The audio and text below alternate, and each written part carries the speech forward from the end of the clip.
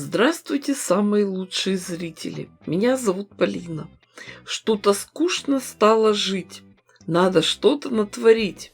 Даем новую жизнь мелким лоскуткам и обрезкам. Самый удобный способ – шить по основе.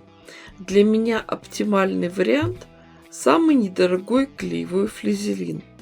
Нарежем его полосками по 7 сантиметров шириной. И на сторону с клеем нашиваем цветные лоскутки. Шить надо много.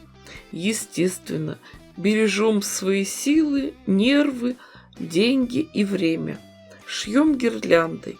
Работаем сразу же с несколькими заготовками. Нитки лишний раз не обрываем. Строчку делаем мелкой, крепкой. Закрепки делаем обязательно. Лоскуток пришили, отогнули, пришиваем следующий. Когда использовали все мелкие обрезки, заготовки надо тщательно проутюжить. Вот сейчас вы почувствуете всю прелесть работы с клеевым флизелином. Лоскутные ленты получаются ровные, плотные и проклеенные. На всякий случай по линейке проверяем края и отрезаем лишнюю ткань. Такую утилизацию лучше проводить сразу, как только накопилось немного лоскутков. Нашитые ленты можно свернуть рулончиком и хранить до лучших времен, а можно сразу же пускать в ход. Сегодня попробуем эти цветные ленты использовать в сочетании с широкими яркими цветными полосками шириной 10 сантиметров. Все цвета радуги. Самый лучший способ запомнить последовательность цветов – выучить стишок. Каждый охотник желает знать, где сидит фазан, или другой. Как однажды Жак-звонарь городской сломал фонарь. Красный, оранжевый, желтый, зеленый, голубой, синий, фиолетовый. Получилась очень интересная заготовка. Размер ее 1 на 1,20 м. Маловато будет.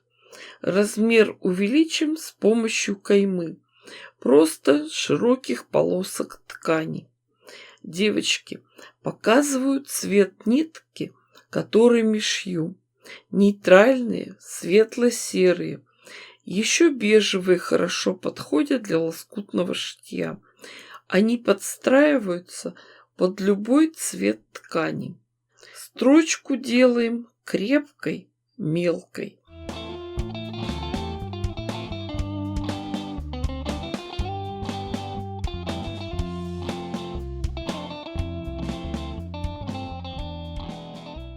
Такими полосками увеличиваем размер заготовки со всех сторон и готовим ткань для обратной стороны.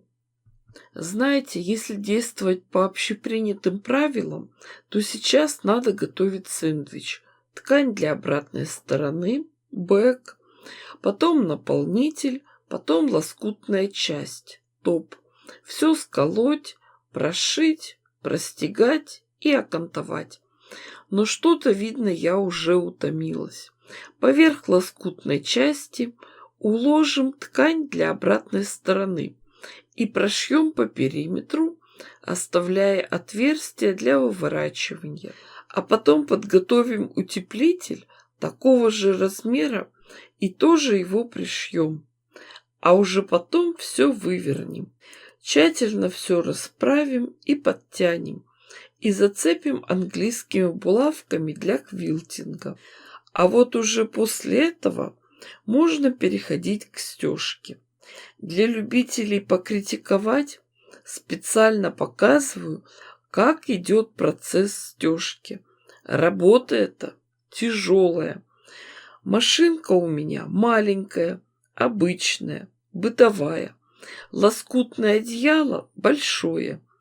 Стежку делаю трикотажным швом.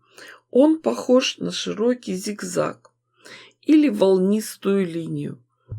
Прошиваю просто вдоль швов.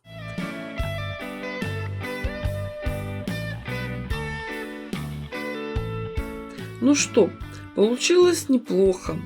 Наполнитель попался толстенький, пышный, и эти цветные полоски получились объемными, как трубочки. И с изнанки тоже все хорошо. Размер готового одеяла 120 на 160 сантиметров. Самое то для детского одеялка. Девочки, дорогие мои, вы же понимаете, что я дала вам идею. Шейте, творите, вытворяйте. Уверена, что у вас все получится гораздо лучше, красивей и интереснее, чем у меня.